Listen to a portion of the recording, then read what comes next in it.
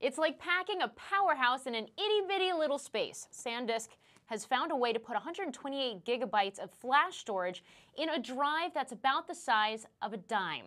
Joining us now to discuss this is Dan Costa, editor-in-chief at PCMag.com. Dan, great to speak with you. Thanks for having me. So the UltraFit isn't exactly brand spanking new. The drive came out last fall, but it had different storage capacities. Let's talk about the UltraFit. What is new and what makes it so significant? Yeah, so we knew that we were going to get to this point, but 128 gigabytes on a flash drive that basically fits inside your computer is pretty extraordinary. We knew we were going to get here, but if you think about the history of flash storage and the history of storage itself, the floppy disk came out in 1971. It had 1.4 megabytes of storage. You can get about 700 floppy disks into a gigabyte of storage. This particular flash drive could store the equivalent of about 91,000 floppy disks.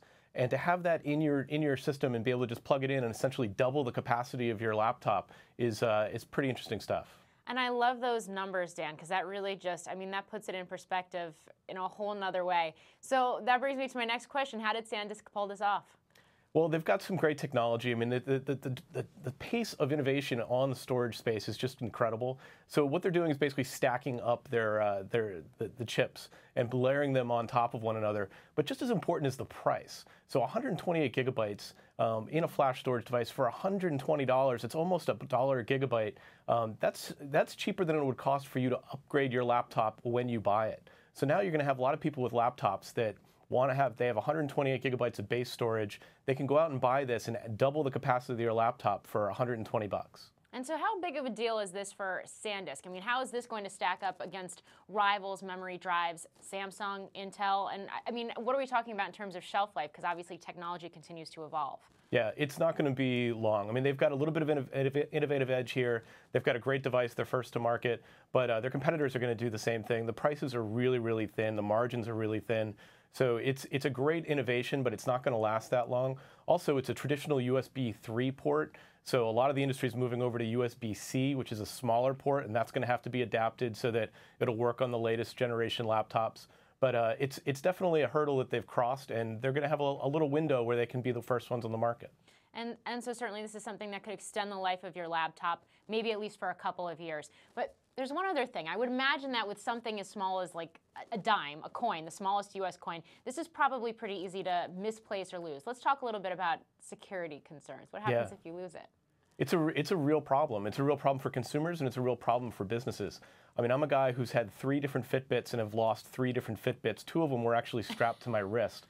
And this is a device that's a quarter of the size that, I should say a dime the size that. So it's so small that if you lose this, it's going to hurt. And think about it, 128 gigabytes of storage, that's enough for your entire digital life, all of your photos, all of your tax documents throughout all time. And you've got businesses that have their employees walking documents out of the office every day to take home with them. Just open up your desk drawer and see how many USB drives are in there and try to remember what's on all those drives. So it's going to become more important than ever that people actually lock down these drives and encrypt them. Yeah, and certainly from some of the reports I've seen on this particular device, the idea here is to basically plug it in and kind of just leave it in your laptop as that added storage. And with something so small, I'm sure that's probably the best thing to do. Absolutely. Dan Costa, great to speak with you. Thanks for watching. I'm Morgan Brennan. Have a great day. Hey YouTube fans, I'm Landon Dowdy from CNBC. Thanks so much for checking out our channel. Here you'll find videos packed with all the info that you need to be smarter about your finances. Be sure and subscribe by clicking right here and click on all the videos around me to see CNBC's original series Young Money, Tech Bet, Kramer's Mad Money, and all the latest from CNBC.